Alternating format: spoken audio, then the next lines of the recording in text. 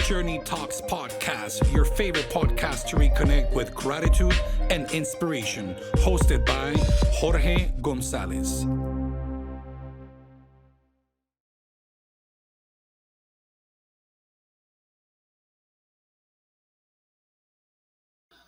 All right. Hello, everybody, and welcome to Journey Talks podcast, your favorite podcast to reconnect with gratitude and inspiration. My name is Jorge Gonzalez, and I am your host. I am convinced that behind every gratitude, there's a story waiting to be told. And through this podcast, I want to create a space where we can share these stories and inspire one another. As humans, we all share one thing in common, and that is the experience of being alive. We're all together in this journey we call life, and along the way, we meet people and go through different situations that they leave somehow a footprint in us. Some have a very short stay, and others hang in there for a little longer. Now, who are the people or situations that have opened doors for transformation in our lives and helped us become the person we are today? Through this podcast, I will be interviewing guests with stories of gratitude. And my hope is that our willingness to reconnect with these stories will help us celebrate our shared humanity and give us an opportunity to reconnect with the unconditional love that we all have access from within. This is our very first episode, and I am beyond excited. In this episode, I am inviting a very special friend. This person is an amazing artist and graphic designer. We have known each other since middle school. Okay, so we go way, way, way back. None of us had gray hair. And we were very naive, but with a desire to live this journey that we're in. We have known each other for about 15 years. This person has developed a very cool and great following through his street art. This is what this gets does. Okay, check this out. He's an artist. He paints. He does street art as well. But then he has this really cool idea. He presents a scavenger hunt for people, a scavenger hunt, right? So he places his art in different places around the city. Through social media, he gives a hint to people, okay? And then he lives that there. So whoever finds it first, voila, it's yours. And with that, he has developed this wonderful following and presence in Puerto Rico. With a career of over 15 years under his belt, you can see his and his wife's art on the streets of Old San Juan, Santurce, and many other areas in Puerto Rico. Please join me in welcome my very good friend, Aslan Uno. Aslan, welcome to Journey Talks podcast. How are you, man? Very good, very good. Thank you for inviting me and being part of this project. Well, Aslan, this is your artistic name, but you and I know that I call you Kike, right? Can you tell us a little bit about how this name came about and where this Aslan Uno comes from? Well, Aslan Uno the name comes from a book called The Chronicles of Narnia by C.S. Lewis. I read that book when I was in college, and I don't know if you remember, but when you used to have a messenger, you can put whatever name you wanted on the top, right? So I used to have that name, Aslan. I used it. And when I started working at a long time ago in Noctambulo, I met all these street artists and a graffiti artist, and they all had another name, a pseudonym, right? An artist name. And so they asked me like, "What's your name? What's your like street name?" And that's what the one that I started using, Aslan, because that's the one I used in Messenger, and because I really like the character of Aslan in the books because he's such a incredible character, you know. That's so cool. That's so cool. No, I remember you've been carrying this name for forever. Yeah, well, since then it's more than about 15 years or something like that. More. Well, if you're listening, I have to share this about Kike and I. So our friendship and actually Kike, you as a person, you have opened so many doors for me for transformation. You and I have shared very pivotal moments in our lives. We have actually gone through coming of age experiences together, right? And so this whole idea of, as I was reflecting, what can I do? I need something to connect with people. I need something where I can use all the different tools that I have learned over the years. And I understood and realized that sharing stories is a powerful thing to do. And so you have been one of those figures in my life that have been with me in this journey. You being a sojourner with me, I couldn't help but making sure that you were the very first guest in this show. And so, a juicy piece of information for people that are listening to know about Geek and I is that we were in a band together. Okay, We're in a band. we were in a band together, right? Long time ago. Giga was the OG of content creation back in early 2000s, just so you guys know, okay? He would be our content creator. He will make sure that there are videos about us. He will make sure that we had the right presence when we were presenting and performing live. So these were the days where there was no Facebook, no Instagram, none of that stuff. Do you remember that, Kike? Yeah, I remember that I recorded it on mini disc, all the songs through the console, and that yeah, I remember that. I remember I have some of the tapes still. So I have some of the recordings. Yeah. That is really cool. So I ask you to be here because you and I share many great memories, and the truth is that I believe your journey is inspirational. And so the whole point of bringing guests to the show is to really create a space, to create a space where we can unpack those moments in our lives that really are the pivotal moments where they make us or break us, right? And so I know that you and I have shared moments like that together, and you have had your own journey. So I wonder if you would be so willing to share with us those stories of gratitude with us. So let's get at it, okay? So Kike, first question: if I ask you, what is the value of gratitude in your life? What would you say? What do you mean by value of gratitude? Well, maybe that's thank you for reframing and asking another question so I can unpack it. What happens when you are in a mindset of gratitude for you, or what can help you to get to that place? Yeah, it's good that you say that because I've seen it in myself that gratitude is not always there. It's true. It's always there in a good moment. Like when I'm like for me, for instance, I suffer from depression. I know I've learned to know that it's part of who I am, right? And when I'm in those moments, now I can recognize it, right? Before maybe I didn't even recognize it, and that explains a lot of things that happened in my life. But now I know when it starts happening, I'm like, whoa, whoa, And those moments, gratitude is not there, because in those moments, my mind try or I don't know how to explain it really. I guess just goes towards negative stuff and doesn't really have that thought. But when my mind is in the right place, gratitude comes. But it's weird. Gratitude is weird for me because gratitude, like for instance, the moments that I felt the most gratitude is like very quiet moments, like very like right before I go to sleep moments. It's really weird. It's like moments. It's not it's very subtle moments. Like for instance, I'm like just laying there and I say to myself, I'm so lucky to have this life and have a wife and have a kid, healthy kid. So when those moments, and I felt that gratitude to a level that I get scared because I get scared because I'm like, whoa, I have everything. Like from here on, I can just lose everything. You know what I mean? It's weird.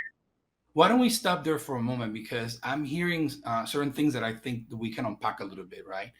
Which is this whole, first of all, thank you for being so honest with your journey with depression, because I think, if the more genuine that we can be in conversations, the more access to healing we find in our lives. So it's I have discovered that when you learn to love yourself, the whole package, you develop an ability to relate to those aspects of your life that are healthier, right?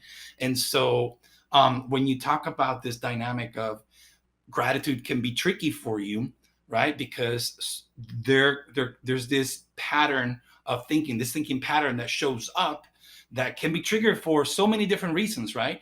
But we don't realize that it's very easy for us to overlook the things that trigger that pattern of thinking, right? And so, Or it's very easy for us to think that it's you. say more. I know I'm gonna get very deep really quick, but it's your body. It's not you. You're not your body. You're not your brain. You know what I mean? So it's like the seasons. It's something that just comes, and you as a person have the responsibility to look at yourself long enough for you to say, "Oh, I understand me." So when that comes, it's not that it's you just know, and so well, you have to take the steps. I mean, I don't know, psychiatrist might say, well, you should take pills. Maybe I would say is that when you feel like that, you should just try to talk to somebody that already. For instance, I have a best friend that he suffers from depression too. So I just call him up and say, "Bro, I'm feeling so blue. Oh, I'm depressed." And he's like, "Oh, again? Okay. So what are we going to do?" What? It's not. So you just like learn to deal with it. But again, you're mentioning things and tools that come as a response to self-awareness, right? And so the checking up with the body, that's very similar to supporting groups. They use that technique, right? Because it helps when you remember. I mean, you said it earlier, and you said that you were getting a little deep. Let's get a little deeper, right? Any 12-step program recognizes that whatever condition you have is not just you. It's an illness. It's a struggle that we go through, right? And so depending on whatever situation is, understanding and looking at yourself with different eyes can help you access a new mindset, right? But I want to go back, Kike, to what you mentioned earlier, because it was so subtle but it's so profound, which is when you all of a sudden, before falling, I mean, going to bed, you have a moment of realization for the day, and you realize that you have a partner next to you that loves you and loves you unconditionally, that you have a healthy son, that you have a family, that you have a job, that you get to do the things that you like to do. And those are moments, and all of a sudden you realize, I have so much to be grateful for. And right there and then, you also get a little anxious because you think that you can lose it. And so that goes back to all these narratives that we have constantly running through our minds. And so I find it very interesting. But it's not that I fear of losing it. It's like I fear that, like, I'm like, I could just die right now. You know what I mean? Okay, I've achieved this, but it's scary because you think that it's scary because I know that I'm grateful because I'm living the best years of my life, but it's a little bit scary because I know they're the best years of my life, and then it's not gonna. I mean, that's also a mindset. I mean, the best years of my life are always going to be now because it's always now. But, yeah. But that those thoughts come to mind. But yeah, I mean, I've had very profound moments of gratitude, like, oh my, sorry, like, and it's weird because in those moments I've had like, but who? I've had the question, but where do where do I address this gratitude to? You know what I mean? Because okay, well, okay, nah, because I've thought. Sorry, I don't pray every night. I don't have this like verbal connection with God, with my spirituality. I don't do that. But when I've had very great moments of gratitude, I sort of feel like I have to be grateful to something. What you know what? Sorry, you know what? I'm gonna be grateful to myself. No, half of these things are not even in my power. So I could say, well, I'm gonna be grateful to chance.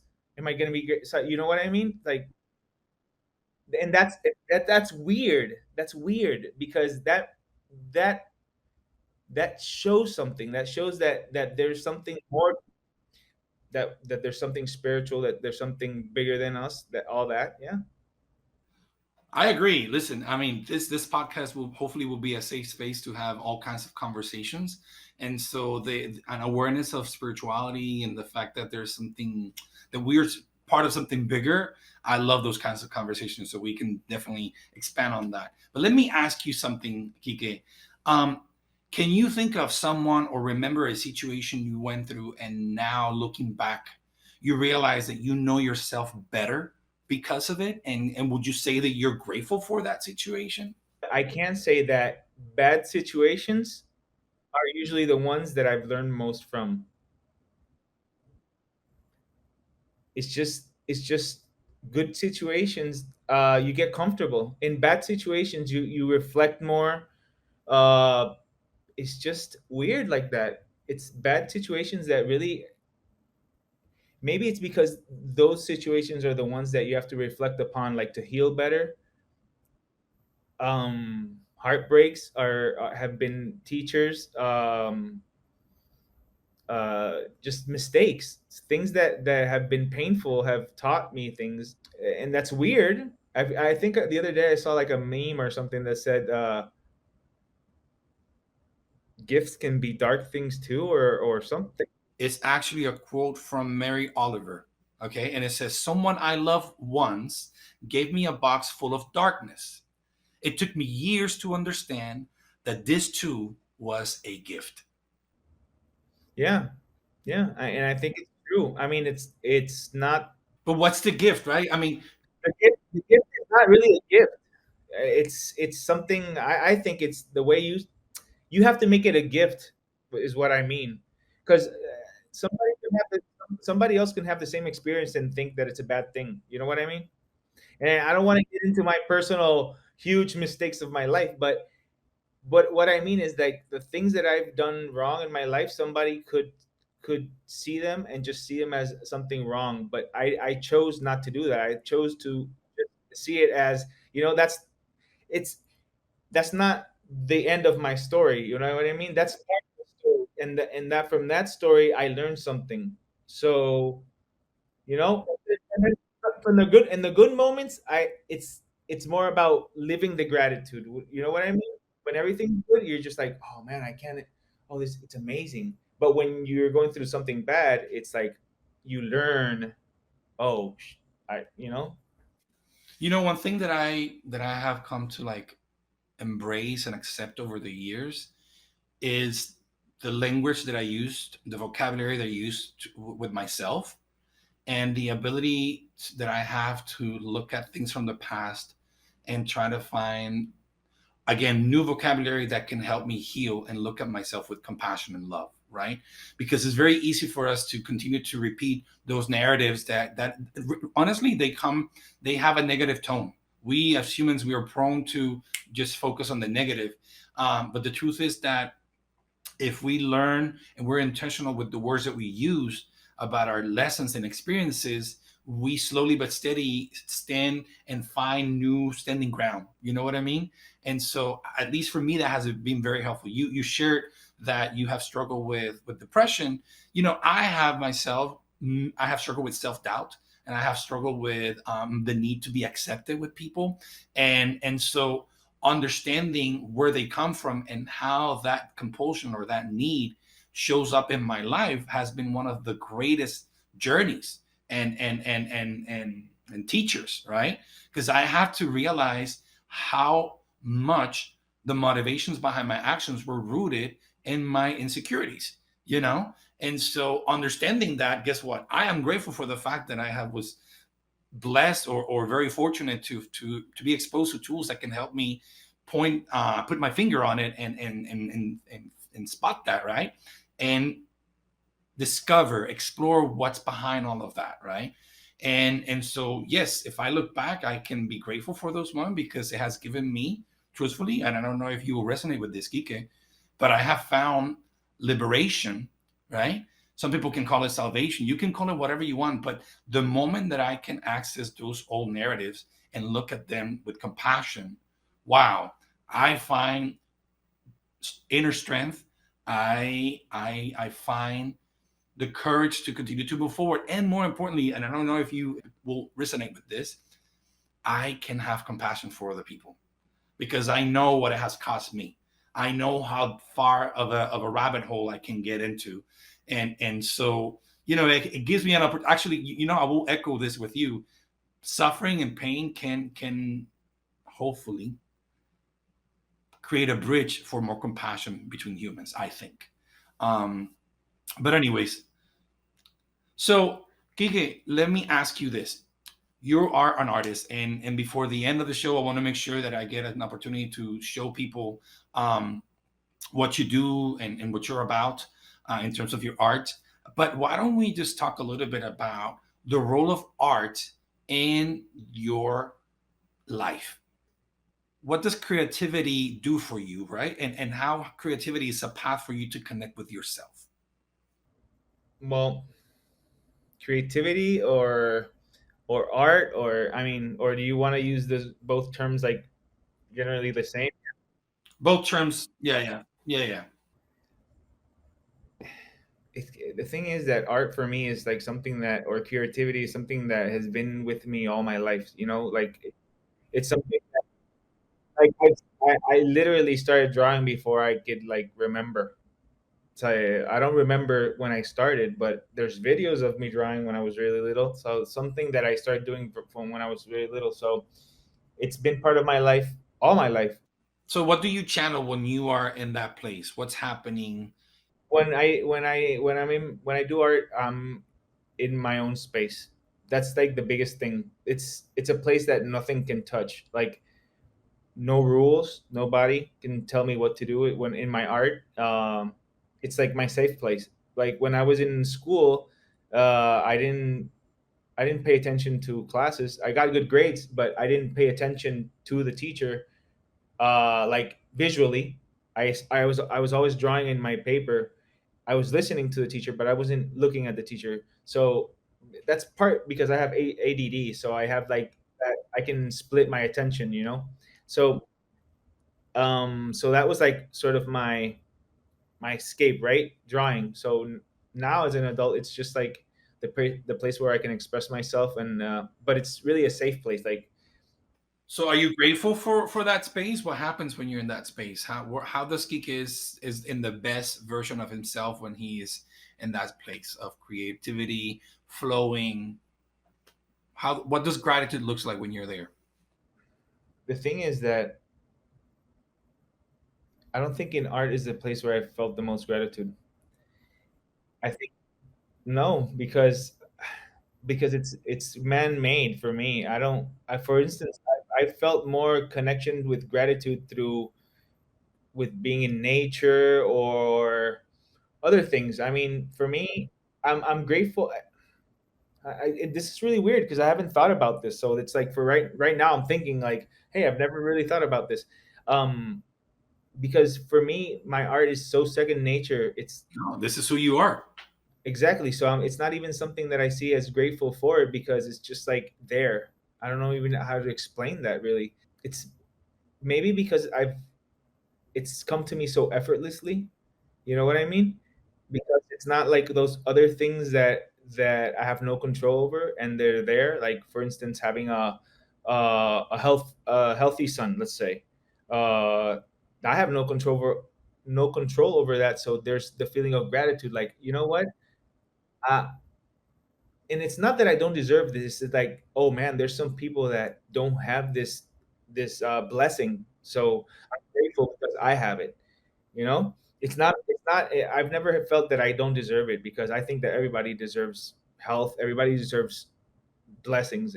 So it's not that. It's like more like, oh, you know what? Not everybody gets blessings, so I'm grateful for that. But in terms of art, it has never been like that. It's never been like, oh, I'm grateful that I do art. It's just that I do art. You know, right? Can you talk a little bit about the relationship of your art and the relationship that you have with your followers and the people that appreciate your art? In terms of the art that I do, my art is very playful art. I mean, I the things that I since it's my safe place, the type of art that I do is fun art for me. It has to be fun for me. I have to like it. I have to be enjoy it. So that's why I've done scavenger hunts. That's why I've done that kind of interaction, which is different maybe from traditional art, but it's more playful, and that's what I like to do. That's how I want to use art. That's something I tell a lot of people. Like you can use art however you want. You can literally paint just to, for instance, there's been studies that if you do art, you start developing other parts of your brain, right? So maybe you do art in the weekends just for that, and that's it. That's what you do art for. Or whatever, something to do with your spouse. You go out and you paint, and you don't have to be the label of an artist, whatever. So you can use art for other things, you know? You can use art in churches, you can use art in anything. So art, like there's this really, I don't think he used this phrase for this for art, but Thoreau has this phrase that says, all good things are wild and free. And I love it because it's true. Art is a very beautiful thing because it's wild and free and you can't put a label on it. I mean, some people try to be like the oh, art is a museum. Well, no, art is not a museum. Art is even broader than museums, even broader than selling your art, even broader than a statue, I don't know, in a public place. It's like it's very broad. It's so broad that it can't be even like really named. So To piggyback on what you're saying, you said that you use your art to be playful with it, and I think that's really cool because you have developed a following of people. People connect with you. They can see that you're there's a connection, right? They can see your art, in a mural or whatever. They, through social media, your ability to put yourself out there and connect with them, you're develop a closing relationship with them. And I think that's really, really cool. I have to say, Kike, that I am grateful for you because our friendship has granted us so many beautiful moments, right? When I think about your art, I see the progress that you have made over the years, and it's astronomical. Kike, when I moved to the States, you gave me two beautiful things. You gave me a picture that you took in somewhere in Europe of a cellist. It's a black and white picture. I still have that picture, right? And then you give me what is a prototype of all the art that you have been able to perfect over the years. And listen, I am super proud of the fact that I get to have one of those original pieces of yours. I have kept it in places that where the corners are still intact because I believe that in the future that's gonna. It's not that it's gonna worth money. I don't care what it's worth for me. Yeah, it is the meaning that it has for me, right? And so again, gratitude. You are here because I am grateful for our friendship and I'm grateful for the doors that you have opened for me in terms of the space that we create for conversations like this. You know what I mean? I am one of those people that believe, and I'm convinced of it, that we are animals that live in community. We're smart animals that are meant to be in community. And so the partnership, the friendship that we get to share, because the universe, God, whatever you want to call it, this life chance has brought us together, I think is fascinating. And so creating a space that we can have these conversations is crucial. I wanted to ask you another question. What has caused you to step up on your game in life? What has caused you to change your approach in life in order to grow? Can you think of maybe one or two moments that you find yourself in a situation at a crossroad, and you have to change your mindset, you have to change the way of when you were in which you were doing things? Any moments, any recollection of that crossroad that you are now here because of that? when I turned 30, I think that that was a crossroad for me. Like I I started to see like, oh, it's like that oh moment, like oh crap moment. I'm 30, and my life changed in that moment too, because that was a moment that I also got divorced from my first wife, so that was like a traumatic moment right there.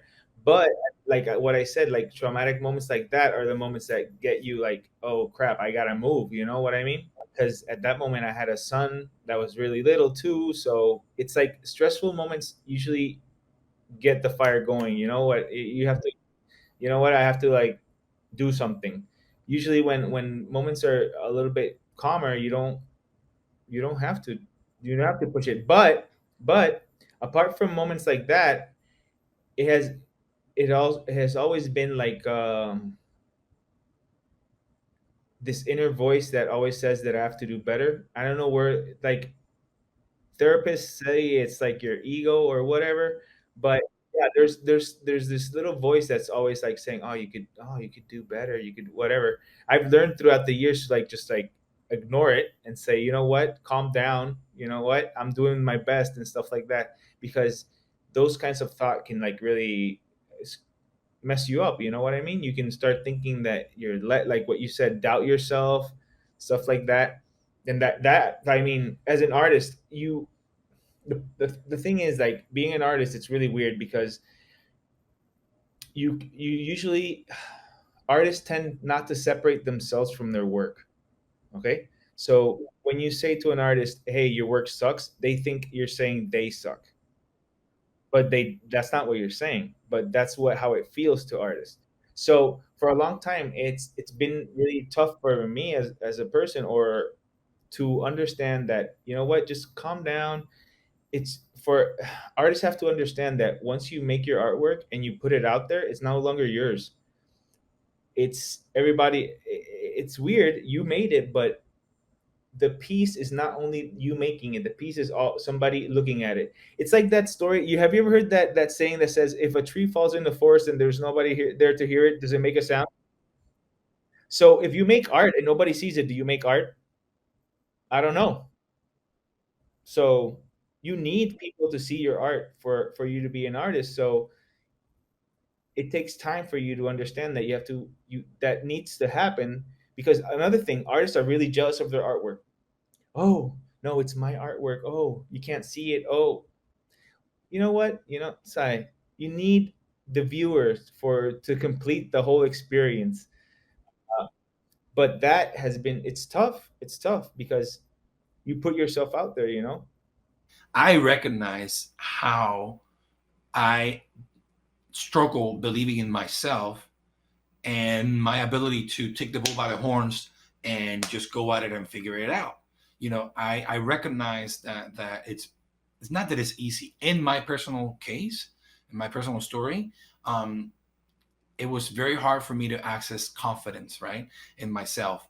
Um, but I have noticed what you have noticed as well, which is that in moments of pain, in moments of trauma, in moments of difficulty, the human endurance comes in, the human resilience comes and kicks in, and whatever tools you have, whether you have a psychologist, I mean tools in psychology, or psychiatric knowledge, or spiritual tools that help you, you find this inner strength, or you have this ability to ponerte para la cosa, like we say in Spanish, and just do it. I have the tiger kind of thing. It's like it's that kind of moment. You know what I mean? It's like, oh, I'm down. They knocked me down, but I get up. That it's a story. It's an archetype. It's an archetype story. It's like the story of the guy who gets up and wins. You know what I mean? It's yeah. So I think that people. I mean, it's unfortunate. There have been times where have learned things, but it's been like deep reflection. You know, that kind of thing. Like for instance, another tool that I use is a diary. Just write it down. Writing down stuff in a diary helps you reflect upon things, you know, because you're gonna say, oh shit, look, I was depressed right here, but then here I wasn't depressed. That's funny, you know. Or if you get really into it, like, you start jotting down everything you're observing about yourself, and then you can reflect upon it and then say, look, that, you know. But that is a little bit more difficult, because that you have to do it like a little bit when you have a trauma or something difficult in your life. It's right there in your face. It's not like you really can ignore it. But when you observe things, it takes more will, your own will, to do it. You know what I mean? Because let's say you're fine, everything's fine in your life, so why the hell do you have to write anything? No, because you still have to observe yourself. You know what I mean? I've always been amazed at your courage. I've always been amazed at this unapologetic way of Kike being Kike, right? And so to me, that's something that I have look up to as your friend. And I'm grateful because the truth is that it was looking at people like you that gave me also courage to me to pursue my dreams and to pursue my true self and to be honest with myself, right? And so I'm grateful for that. I'm grateful for the fact that you never hesitated in being your you, right? And those are for good or bad, right? And that's when you said earlier that your mistakes, I was like, Kike, maybe there's a different way of looking back at those memories. They may not necessarily be mistakes. I actually believe that your ability to be true to yourself and at all moments in life, whether it's moments of fear or struggle or doubt or courage and confidence, it's a powerful thing. And so I am grateful because I have seen in you your growth. You are a father, you are an artist, you are a husband, you're an excellent friend. The way you carry your persona as an artist in the community of peers that you have, I think is fascinating. The way you are involved in the situations back in Puerto Rico and what's happening there for social justice and all of that. To me, they're remarkable and fascinating. And so, it's interesting, right? Because I believe that when I look at your story, there's tons of reasons to be grateful for, but that's my view on you, right? It's that's what I see in you. Um, my hope is that we can continue to create spaces like this, and that we can look back at those situations that have helped us continue to grow. Kika, why don't you tell us a little bit about your presence in social media and how do you carry this aspect of who you are and your art? Right. Well, right now, like the majority of my work is I'm doing a lot of work on ceramic pieces, tiles, because my wife is a ceramist. So in our house we have a ceramic studio. So I've taken advantage of the ceramic studio we have. So that's why the majority of the stuff there, like the materials that I have accessible to me freely, is are ceramic materials. So that's why there's a lot of ceramic stuff. Oh, that's the scavenger hunt thing.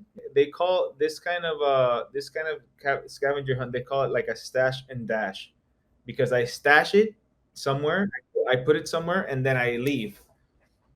So it's like that kind of game, if you want to call it that way. But there's another type of game that's a scavenger hunt where people have to like find my tiles, and if they're the first person to find it, they get something. Right there, there's like a recorder thing or something. See, that's an example of like when I started out, I started painting on all kinds of things. Like that's a huge like cassette. I don't even know what they used it for, like maybe TV or something. Right. So what is this art, Kike? I mean, obviously these are fictional characters, but these are fictional characters from your imagination. What is there a story behind this? I mean, What kind of art is it? It's I mean, the name that people use is like lowbrow art. It's like it's like an art inspired in comic books and pop culture. But the robot, whatever, I thought that would look. It was like the internet. Like the internet, like looks for stuff. So that robot is like pulling out little arms. Like he's like he's like how could you say it? Like collecting little bits and pieces of like robotic stuff to incorporate into his body. So like all the art that I do is just like fun little things that I come up with. I mean, I do have like serious, very serious pieces too. I mean, there's some pieces that are like basically like philosophical. And oh, that one, well, yeah, that's a plaque that I did because for a community garden here in Santurce that I was a co-founder of it, and I did that logo, and I did that tiles, and we put it. If you press on that little thing that you can see the next photo, you can see where I put it in the garden. Yeah, there. Yeah, there. So yeah, it's a little plaque that I did for the garden. why don't you tell us a little bit more about Somos Naturaleza? Well, yeah, well, like there's like I was talking to you that I have like two sides or two passions, right? Art, and the other passion is nature. Like those are the two things that I've been in contact with all my life, because like I've been an artist all my life, but since I was little, I've been exposed to nature and to animals, and I studied pre-vet in college, and I finished my bachelor's in animal science. So I studied biology. Like I'm an artist by nature, but by my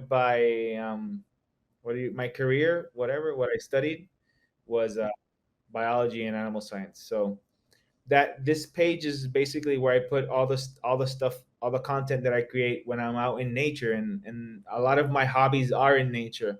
Uh, I do scuba diving, I do surfing, I do fishing, I do whatever, camping, all kinds of bird watching. Anything I can do in nature, I love it. I love being in nature. I wanted to make sure that people get an opportunity to follow you. So if you're interested in Kike's art or Aslan's art, this is where you can find him. This is somosnaturaleza.pr. His other account is Aslan Uno, all together. ASLANUNO. I would love to ask you one last question, Kike, and it's the following. The major theme in Joseph Campbell is this whole idea of the journey of the hero, right? But he has this really cool quote, and he talks about follow your bliss. If you would interpret that, how would you interpret that for you, and how do you think you try to pursue that in your life? I guess for me, follow your bliss is like blissful moment is like that moment where you don't need anything, where you're in bliss, right?